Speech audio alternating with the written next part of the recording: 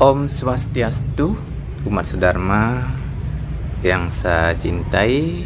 Dalam video ini saya masih bercerita tentang kelanjutan dari makna bija. Dalam hal ini saya hubungkan dengan makna beras sebagai bija yang sebagai simbol dari mantra suci Om dihubungkan dengan nama beras lainnya dalam bahasa Bali, yaitu Bas.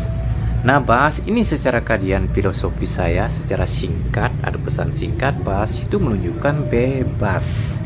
Jadi Bas itu kepanjangan bebas. Dihubungkan dengan mantra suci Om. Sekiranya mantra suci Om itu sebagai sarana untuk pembebas manusia, pembebas pikiran dari reaksi sifat tamas ya.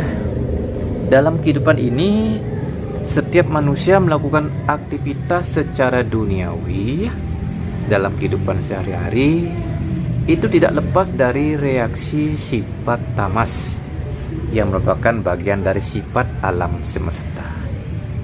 Reaksi sifat tamas itu jika belum begitu parah yang melekat di memori ya, di pikiran bawah sadar sebagai karma wasana, jika tidak terlalu banyak memorinya, reaksi sifat tamas itu memberikan karakter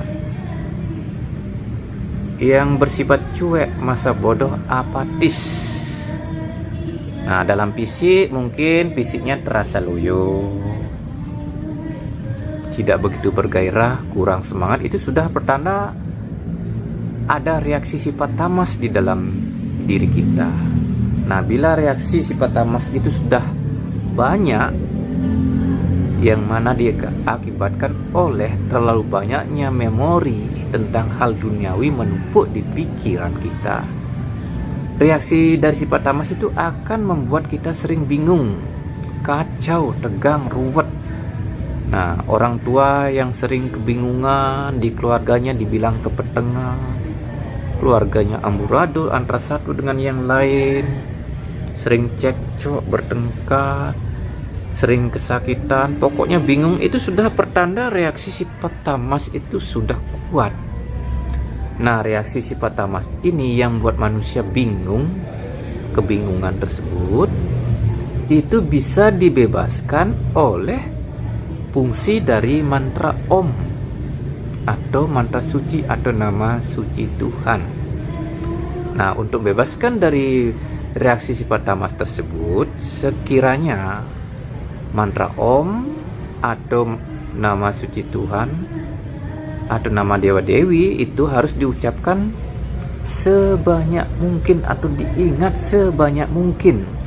Seperti kita mau memasak nasi, memasak beras untuk menjadi nasi, tentu beras yang kita masak jumlahnya ya minimal 1/4 kilo.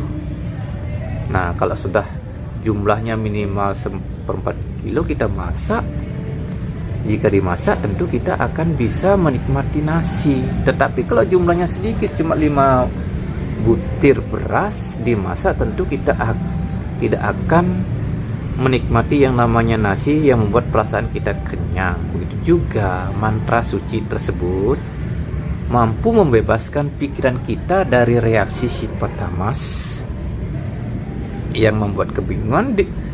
Nah, harus diucapkan dalam jumlah yang banyak. Minimal itu kalau saya mengucapkan mantra itu Gayatri mantra selalu ulang 500 kali. Paginya 500 kali, sorenya 500 kali, kan jadi 1000 dalam sehari.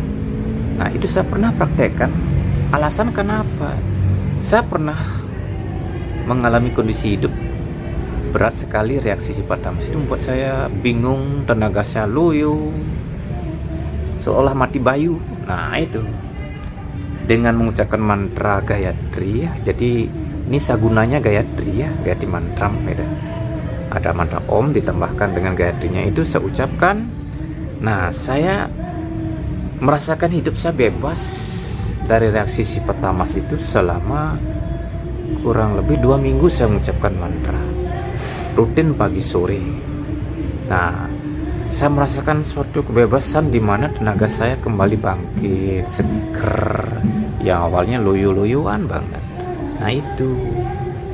Nah, secara tradisi mungkin kalau teman kita, saudara kita yang keluarganya ada kesakitan, kebingungan, nah solusinya biasa kan datang ke jero balian atau dukun gitu ya.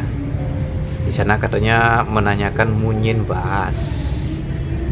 Nah, munyin bas itu bermakna secara filosofi itu sebuah suara atau wacana yang sekiranya berguna untuk membebaskan kehidupan kita dari permasalahan yang rumit, yang ruwet sebagai akibat dari reaksi sifat tamas. Nah, secara filosofi tentu